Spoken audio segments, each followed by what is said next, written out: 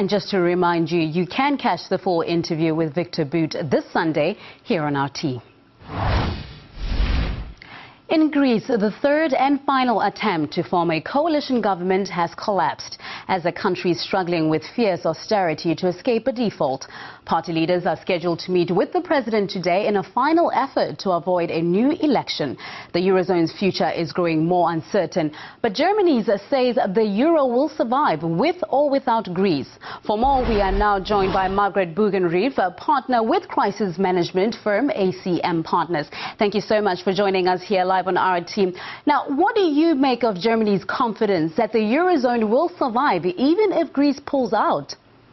Well, I think what's interesting about that is more than just looking at their confidence. I think you have to look at the message that they're sending the markets. What they're basically trying to tell the world, the markets generally, is that, look, if Greece doesn't agree to these austerity measures or continue to fulfill them, that, the austerity measures that we put in place for the second bailout, then we are more than comfortable allowing Greece to fail. I think what's really interesting about the Greek elections, and I do think that there will be a second round of elections, is that they're really reflecting the conflicted nature of Greece.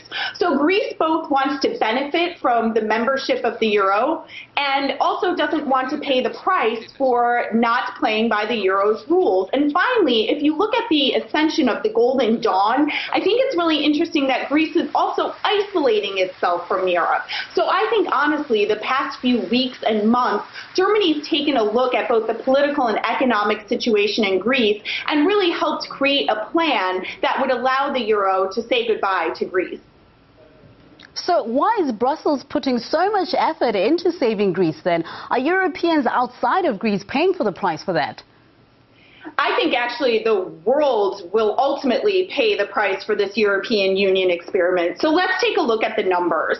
If Greece exits the euro, which is frankly what I think is ultimately going to happen, the Greek banking system fails. By definition, it just does. It has to start over. The Greek banking system right now owes almost approximately €1 billion to global banks around the world. More importantly, it owes $30 billion to just European banks alone.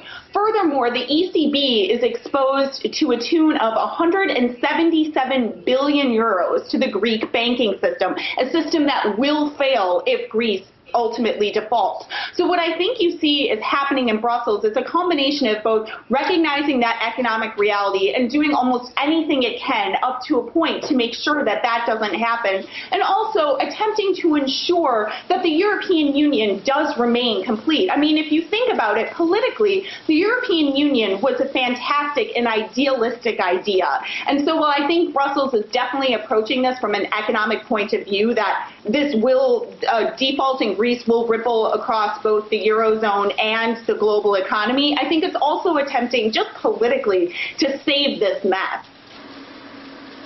Now, you talked about there's a possibility that Greece will go into those elections. And we know the tension is growing with the country as far as, trying to put together a government that actually works. What do you think a new election may bring, if that even happens? And how close is Greece to a default and to leaving the euro? What would happen to Greece then? So let's take a look first at the election. I do think that a new election will occur in mid-June. Things are simply too tense, and the conversations have simply veered too far off course for these elections not to happen. I think you're going to see Greece further entrenching, like I said, in both isolationist and non-austere positions. So I think you're actually going to see, moving into the will Greece default, I actually think you're going to see Greece entering into an even more politically unviable situation. I think you'll see further isolationism, and I think you'll see a further push toward anti-austerity measures. I mean, Greeks are beginning to wonder, what are we paying for? Finally, I think, like I said, you will see this ripple across the Greek economy. I mean, a stat that I found incredibly interesting is for every percentage of Eurozone growth that the Greece default causes, the global economy will lose $100 billion in value, meaning 100 billion euros in growth. I think what's really interesting about that is that it's not just the Eurozone that needs to be concerned about what's going on in Greece. I think the entire world does. Okay, Margaret Bogenrief, we're going to have to leave it right there. Thank you so much for your point of view right there on the Greece crisis. Margaret Bogenrief is the partner with crisis management firm ACM Partners.